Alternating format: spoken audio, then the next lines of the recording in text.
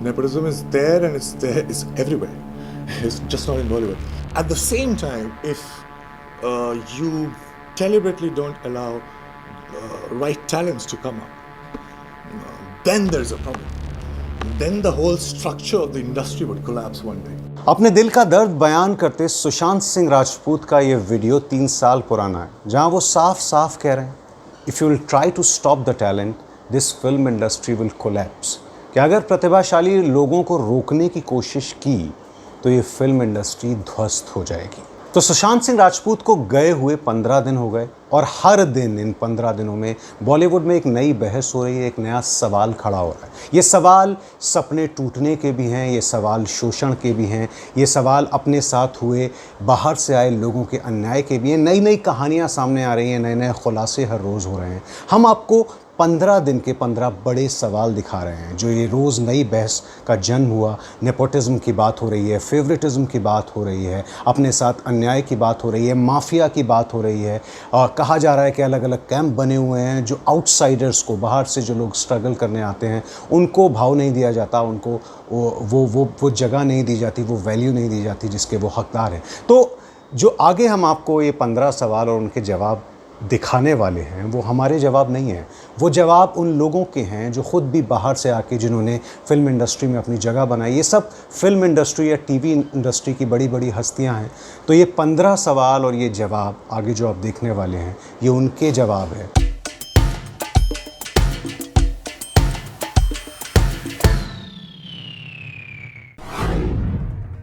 Film flop हो तो क्या बॉलीवुड मुंह मोड़ लेता है?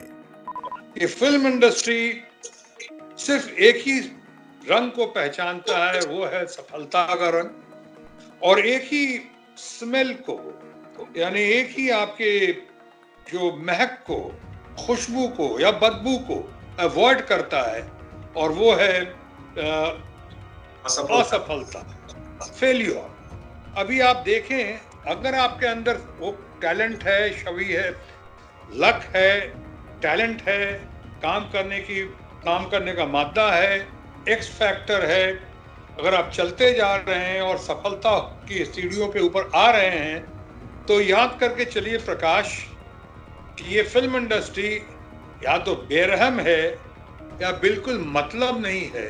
ये सबको स्वीकार करता है, चाहे वो बिहारी बाबू या बिहारी शत्रुघ्न सिन्हा हो, या पहाड़ी हमारा डैनी डेंजोम्पा हो, या हमारे अपने बंगाल का हमारा प्यारा मिठुन चक्रवर्ती हो। क्या मजाक उड़ाए जाने से कलाकार का आत्मविश्वास टूट जाता है?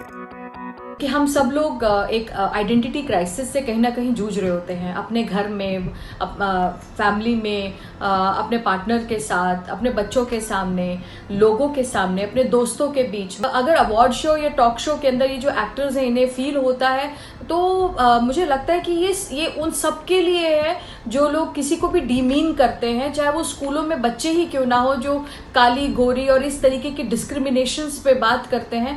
आपके बारे में इन लोगों को थोड़ा सा सेंसिटिव होना चाहिए। किसी की भी फैमिली के बारे में आप भरी पब्लिक में किसी का मजाक उड़ाते हैं, किसी को करते हैं और फिर आप कहते हैं कि ये इट इज़ जस्ट अ मजाक और ये किसी को पर्सनली नहीं लेना चाहिए, पर उन्हीं लोगों के ऊपर जब मजाक वापस आता है तो बहुत पर्सनल हो जाते हैं। तो ये बात खुद सोच समझ कर करना चाहिए कि किसी की वजह से अबेटमेंट टू सुसाइड हो जाए या कोई आदमी मर जाए, ये बहुत बड़ी बात है। और इस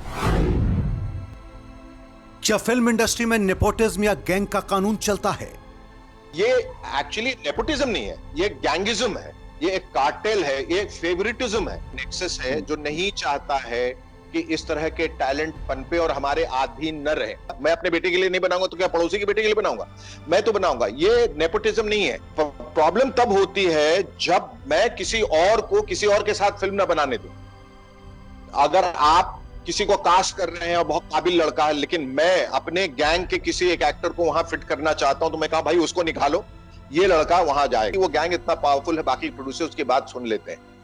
तो वो ये एक्चुअली नेपोटिज्म नहीं है, ये गैंगिज्म है, ये एक कार्टेल है, ये एक फेवरेटिज्म है। क्या बाहर से आए कलाकार के खिलाफ झूठा प्रोपेगेंडा चलाया जाता है?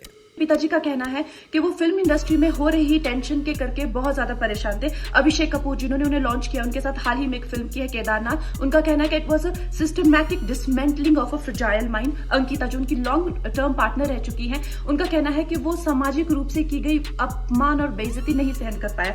तो अब मैं आपको बताऊंगी कि मूवी माफिया ने ना कि सिर्फ उनको बैन किया था, सिस्टमैटिक डिसमेंटलिंग कैसे कतरा कतरा करके उनका दिमाग तोड़ा गया है। 2016 में मुंबई मिरर लिखता है कि सुशांत एक ट्रक ड्राइवर की तरह लगता है। 22 फरवरी 2019 को मुंबई मिरर लिखता है कि पार्टी में तमाशा करने के बाद सुशांत ने कांच की बोतल एक डायरेक्टर के सर पे दे मारी। क्या बाहर से आए लोगों के लिए बॉलीवुड में जगह बनाना संभव नहीं?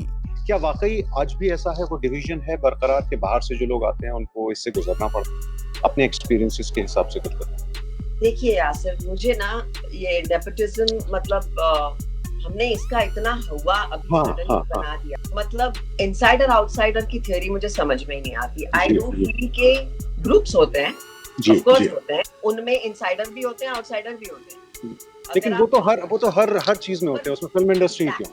मतलब अब मैं कहीं काम करती हूँ, मेरी कहीं पे दोस्तियां बन जाएंगी, या मैं एक्टर हूँ तो या मेरा भाई डॉक्टर है, वो कहेगा चल मेरा बेटा भी डॉक्टर बनेगा, तो उसमें मतलब इट्स जस्ट दैट वो एक जान पहचान होती है। उससे आपके इनिशियल जो आपको ब्रेक्स मिलते हैं वो आसान हो जाते हैं, लेकिन अल्टीमेटली वो जो बड़ा पर्दा है वो डिसाइड करता है कि कौन इनसाइडर है कौन आउटसाइडर है।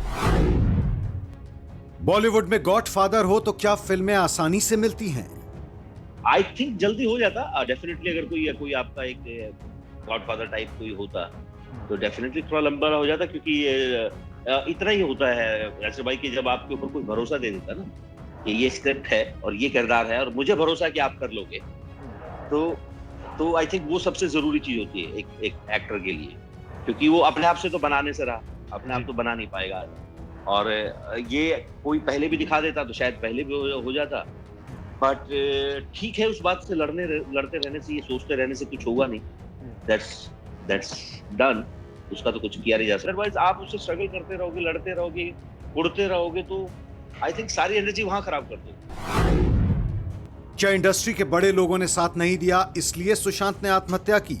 40 फिल्में सुशांत ने भी छोड़ी है फिल्में। अच्छा, कई फिल्में सुशांत भी तो छोड़ देते थे ना, उनको भी हक है ना चॉइस रखने का कि कौन सी फिल्म करनी है कौन सी नहीं। हर इंसान ने उनको अच्छी फिल्मों में लेने की कोशिश तो की है, कुछ फिल्में होती है कुछ फिल्में नहीं होती है, नसीब से पे नहीं है। रवि, आपके मीडिया फील्ड में है, हमारे फील्ड में है, पॉलिटिक्स में है, डॉक्टरी में होगा, इंजीनियरिंग में, हर जगह नेपोटिज्म है। क्या बॉलीवुड का माफिया सिर्फ एक्टर्स को ही परेशान करता है? आज सुशांत सिंह राजपूत मरा है, एक एक्टर मरा है। कल आप किसी सिंगर के बारे में भी सुन सकते हैं, या किसी कंपोजर के बारे में सुन सकते हैं, या किसी लिरिक्स राइटर के बारे में सुन सकते हैं, क्योंकि ये जो माहौल है म्यूज़िक का हमारे देश में, वो बहुत फिल्मों से बड़ा माफिया म्यूज़िक में है। 2 लोगों के हाथों में ताकत है ना, 2 लोग हैं बस इंडस्ट्री के म्यूजिकली, उनके 2 कंपनीज हैं, उनके हाथों में ताकत है कि ये इसको गवाओ, इसको मत गवाओ। क्या फिल्म इंडस्ट्री मेंटल हेल्थ के बारे में बात नहीं करना चाहती? मुझे लगता है कि सिर्फ हम लोग बॉलीवुड तक अगर ना रहें तो बहुत अच्छा है, क्योंकि mental illness, mental health, mental awareness हमें हर वॉक ऑफ लाइफ के एरियाज पे इसके बारे में बात करनी चाहिए, और इसको ध्यान रखना बहुत ज़रूरी है कि आप इसके लिए टाइम पर टाइम किसी काउंसलर या किसी साइकोलॉजिस्ट के पास अपने आप को चेकअप करवाएं, इसका ट्रीटमेंट करवाएं। मुझे लगता है कि हर एक आदमी एक दूसरे की मेंटल हेल्थ के लिए जिम्मेवार ठहराया जाना चाहिए, और ठहराया जाता है। क्या टीवी कलाकारों को बॉलीवुड में स्वीकार नहीं किया जाता? एक ऐसा इंसान जो बिहार से आया, जिसने अपनी जगह जमीन बनाई टेलीविजन पे, और टेलीविजन से एक ट्रांजिशन जो फिल्मों में माना जाता है वो बहुत कठिन माना जाता है, शाहरुख के अलावा कोई दूसरा एग्जाम्पल नहीं है, वो उसने तय किया बाकायदा, और एक 100 करोड़ क्लब में पहली ही फिल्म से आ गया, तो वो वहीं सक्सेसफुल हो गया। बड़े बैनर के साथ बड़ी बड़ी फिल्में की और कामयाब रहा। क्या कोरोना और लॉकडाउन की वजह से डिप्रेशन में आए थे सुशांत? लॉकडाउन जब भी आगे बढ़ता था तो अपसेट होता ना, हमारा सबका रिएक्शन आता था कि अभी यार लगता है सब कल से ये अलाउड हो जाएगा, जाएंगे, और फिर जैसे आता आगे बढ़ गया तो एक थोड़ा सा होता ना। लेकिन पॉजिटिव ये था कि सर हेल्थ पहले, ये बात उसकी वो थी कि सर अपन, ये मुझे भी बोलता था, जैसे मेरी फैमिली को बहुत चाहता था, मेरे बच्चों को, कि सर लॉकडाउन खत्म भी हो जाए ना तो आप प्लीज साहिर, अल्फिया, मैम, मेरी वाइफ को मैम बोलता था, इनको आप सख्ती रखिएगा कम से कम 15-20 दिन, 1 महीना के बाहर ना जाएं। क्या स्टार बनने के बाद सुशांत बदल गए थे? सक्सेस उसके सर में नहीं घुसी थी कभी लाइफ में। उसको मालूम था कि उसको क्या रास्ता अख्तियार करना है। वो कभी रिस्क लेने से नहीं डरा। जब उसने पवित्र रिश्ता छोड़ा तो उसके पास काय पोछे नहीं थी, उसके पास कोई फिल्म नहीं थी, उसको आगे जाना था। उसके अंदर कुछ अलग करने की हमेशा से चाह थी। वो कभी भी, जिसे कहते हैं ना, मुझे नहीं लगता वो कोई नंबर 1 रेस में कभी रहा। उसने कभी नहीं सोचा कि मुझे नंबर 1 होना है और मुझे उसको हमेशा जो उसका दिल चाहा उसने वो किया। डिप्रेशन को कैसे पहचाने? सिर्फ और सिर्फ डिप्रेशन से रिलेटेड आप सुसाइड कमिट कर लें, ये नहीं है। ये कोई ऑनगोइंग प्रोसेस होता है जिसमें बहुत और भी चीज़ें इन्वॉल्व होती हैं। सुशांत के केस में मैं सिर्फ डिप्रेशन को नहीं मानूंगी। मुझे जहाँ तक एज ए क्रिमिनल साइकोलॉजिस्ट मुझे लगता है कि ये एक फाउल प्ले भी रहा है। क्या बॉलीवुड में बाहरी बनाम खानदानी की लड़ाई खत्म होगी? नेपोटिज्म को हम इतना, मतलब ठीक है मुद्दा है, नेपोटिज्म को हमको उतना ज़्यादा अभी, हर इंसान अपने दोस्त को फेवर तो करता ही है, मैं ये नहीं कहता हूँ नहीं है, बहुत भयंकर है हमारे उसमें, लेकिन उसको हम किस तरीके से फेस करते हैं, क्या सोचते हैं, और एक पेशेंस होना चाहिए उसको फेस करने का, स्ट्रांग बनने का और उसको जवाब देने का। वो चीज़ का इंतज़ार करना ही सबसे बड़ा सक्सेस है। फिल्म इंडस्ट्री को कौन सुधारेगा? कि अगर हमने अपने आप को, इस इंडस्ट्री को अगर हमने रेक्टिफाई नहीं किया, अपने व्यवहार को रेक्टिफाई नहीं किया, तो हमें आगे तैयार रहना पड़ेगा, आगे और भी भयावह सवाल का जवाब देने के लिए।